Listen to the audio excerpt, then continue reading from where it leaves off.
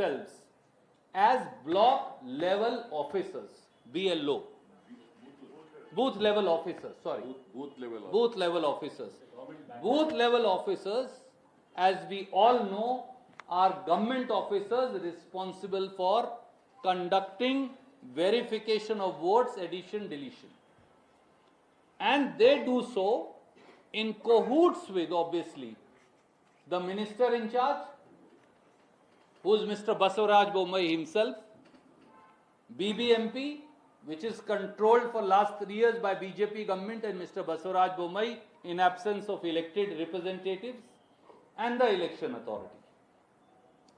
They also issue them BLO cards.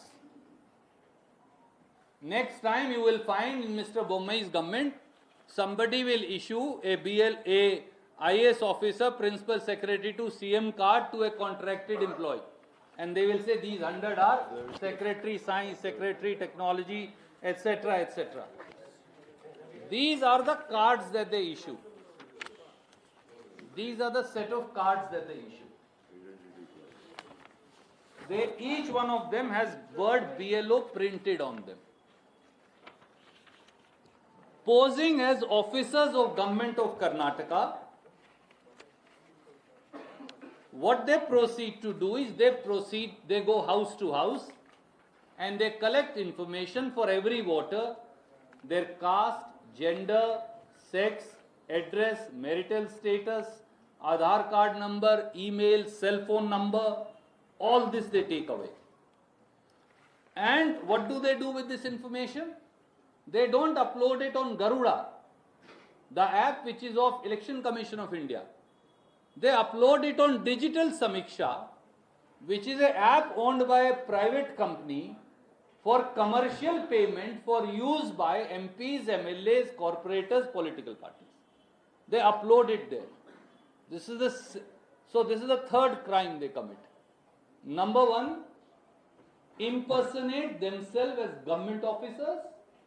2, issue fake identity cards to everybody.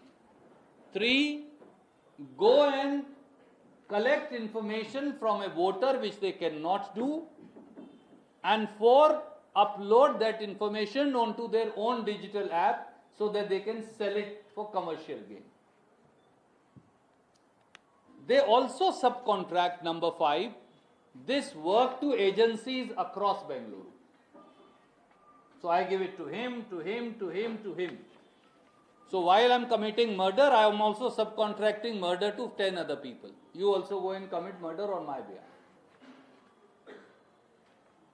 And voters, gullible voters, simple voters of Bangalore, they give information thinking they are all government officers.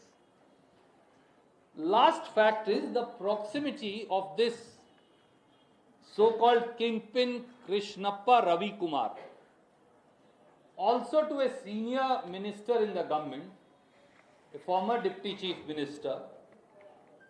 That is apparent from some pictures that have now, since yesterday, come into public domain. And they are here, I want to show them to you.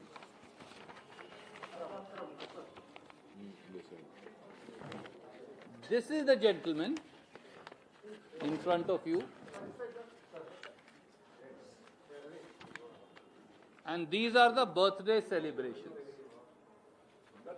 making him eat cakes, etc. To anybody in public eye, this proves a very intriguing relationship. After all, a deputy chief minister or a senior minister doesn't go to feed you cakes or come to your birthday parties ever. There must be some reason. And lastly, all these companies are situated in Malleshwaram, which is the constituency of the minister. 16th, 17th class. And when one set of journalists confront them, they say we are backed by influential politicians in Karnataka. So friends, the fraud, the impersonation, the identity theft, the dishonest misappropriation of property, misuse of stolen property, criminal breach of trust, criminal conspiracy and many other offences Mr. Ponanna and others have pointed out, they are now apparent on part of Minister in charge, Mr. Basavaraj Bommai, who is also the Chief Minister, government officers, BBMP officers, and sadly, election authority. Our questions, we have some questions from them, and then I will ask PCC President and CLP leader and other colleagues to take over. Question number 1 to Mr. Basavaraj Bommai. Who permitted a private entity, Chilume, to act on behalf of Election Commission and BBMP? Simple question to be asked. How were government orders 29 January, 20th August 2022 issued giving authorization to this private entity? They apply 19th August, they get permission on 20th August. Wonderful. They might as well applied on 20th August or 21st and got permission on 20th.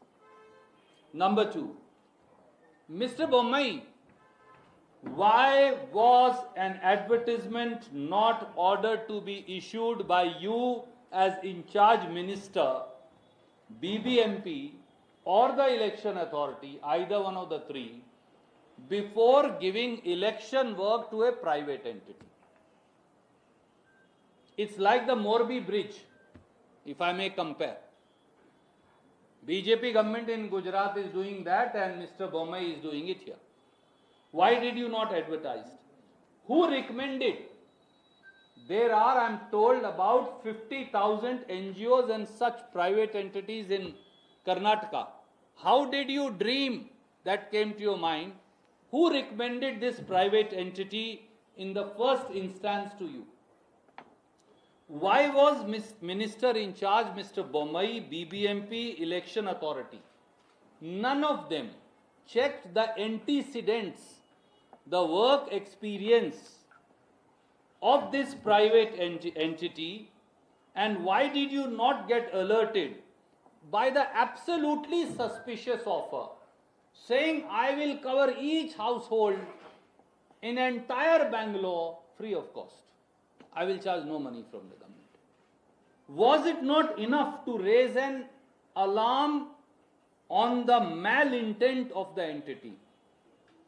Does it not prove that actually Minister in charge, the Chief Minister here, BBMP Chief Commissioner and the Election Authority all were in cahoots in stealing the electorate's right to vote? Number 3, how was a private entity permitted to collect personal information of each one of our Kannadiga brothers and sisters in all constituencies of Bangalore? Is it not a clear-cut theft? It's nothing short of theft, a breach of privacy, and a fraud played upon every innocent voter in Bangalore. Number 4, how can contracted employees of a private entity masquerade themselves as government officers of Karnataka and be also issued block level officers' identity cards, booth level officers' identity card? Under section 13B2 of the Representation of People Act, only a government servant, a servant in semi-government entity or a local body can be a BLO. Nobody else. That's the law. Parliament has written it. Then how are employees of a private entity being permitted to be booth level officers or BLOs in violation and negation and by rejecting the letter of the law as also its spirit? Can personal data of voters, sex, gender, age, telephone number, Aadhaar number, voter ID number, marital status, all other personal information which is now protected by a right to privacy besides other things, can it be uploaded to a commercial private app, digital Samiksha in this case, which advertises itself that they are working for commercial gain by selling that data? To whom? To political parties, to MPs, to MLAs, to corporators. They may be very well working for BJP, for they haven't given this data to Mr. Shiv Kumar or to Mr. Siddaramaiah. Is this a concerted attempt to steal the election? My last question, friends, is what is the relationship between Mr. Basavaraj Bommai, Mr. Ashwath Narayan and these three entities? And the very fact that the three entities are based in Malleshwaram, operating out of Malleshwaram, almost adjoining houses and streets, and the minister is going and celebrating and cutting cake for the person who's the principal accused, raises a finger of suspicion on his role and responsibility. The sum and substance of this conspiracy is to deny the ordinary voter a right to vote, commit fraud, commit theft, commit impersonation. All these offences have been already committed. And the responsibility lies first and foremost at the doorsteps of in charge minister of BBMP, which is Mr. Basavaraj Bommai. He must resign for being a conduit or a party or a patent or latent knowledge, someone having knowledge to this electoral fraud that is being played right bang in the center of the most IT savvy city of the country and the capital of the state. Nothing less, nothing more will do. Of course, election authority is responsible, BBMP is responsible, Chief Commissioner is responsible, and there has to be an FIR against Mr. Basavaraj Bommai. He has to be arrested. Anyone else committing such a serious crime would have been arrested. If you were a journalist, if you had even done 5% of that, you wouldn't have got a bail for 3 months. Chief Minister has to go behind bars and a full investigation has to take place. I would now request my senior colleagues. Who has to do the investigation? Who has to do the investigation? This investigation, the guilty person is sitting at the topmost echelons of power prima facie. The rest has to come out in the investigation. So it has to be completed within 30 days under direct supervision of Chief Justice of the Karnataka High Court. Nothing more, nothing less. That's what the end of justice called for. And my compliments to all the journalists who have been pursuing this. My colleague Mr. Rizwan Arshad, George Saab, Ramalinga Reddy ji, many other friends, they have also been actively pursuing it. My compliments to them also. That an electoral fraud which would have led to stealing the election has been exposed.